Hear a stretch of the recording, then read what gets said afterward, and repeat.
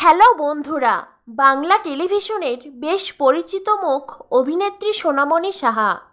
মোহর এক্কাদোক্কা, দেবী চৌধুরানীর মতন ধারাবাহিকে কাজ করে দর্শকদের জনপ্রিয়তা অর্জন করেছেন তিনি।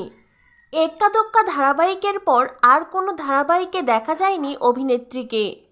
টেলিভিশনে আবার কবে দেখা যাবে সেই অপেক্ষায় রয়েছেন সোনামণি সাহার ভক্তরা। টেলিভিশনের পর্দায় দেখা না গেলেও সোশ্যাল মিডিয়ার সৌজন্যে ভক্তদের কাছাকাছি থাকেন তিনি। 4 এপ্রিল ছিল অভিনেত্রী সোনামণি সাহার জন্মদিন। তার জীবনের এই বিশেষ দিনে একসময়ের সহ অভিনেতা প্রতীক সেন জন্মদিনের শুভেচ্ছা জানাননি। সোশ্যাল মিডিয়ায় এই ঘটনায় ক্ষোভ প্রকাশ করেছেন সোনামণি সাহার এক ভক্ত।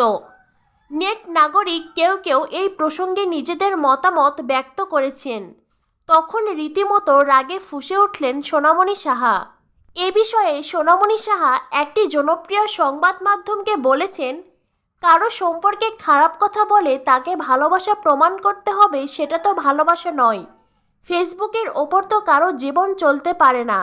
ফেসবুকে আমাকে কে উইশ করলো বা কে করলো না সেটা কোনো ব্যাপার নয়।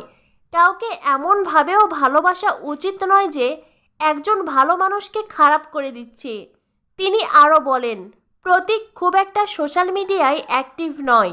যদিও ইন্ডাস্ট্রির সকলেই খুব অ্যাক্টিভ, তবে সেই জন্য যে প্রতীক ভালো প্রজেক্ট পাচ্ছে না এমন তো নয়।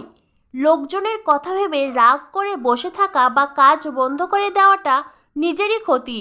প্রসঙ্গত, সোনামণি সাহার জন্মদিনে প্রতীকের শুভেচ্ছা না জানানো নিয়ে এক ব্যক্তির মতে, প্রতীক সেনের এমন কোনো জন্মদিন নেই যেখানে সোনামণি সাহা শুভেচ্ছা জানাননি।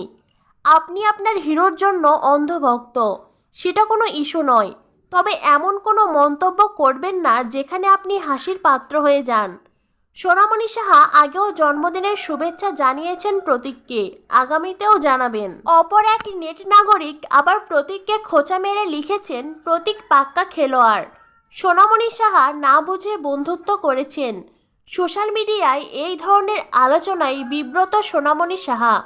প্রসঙ্গত, মোহর এক্কাদোক্কা ধারাবাহিকে প্রতীকের সঙ্গে স্ক্রিন শেয়ার শুরু করতেই প্রেমের গুঞ্জন। যদিও এই গুঞ্জনকে বারবার না করে দিয়েছেন অভিনেত্রী। তবে প্রেমের সম্পর্ক না থাকলেও তাদের মধ্যে রয়েছে বন্ধুত্ব। তার জন্যই সোনামণি সাহা বন্ধু প্রতীকের অপমানে মুখ খুলেছেন।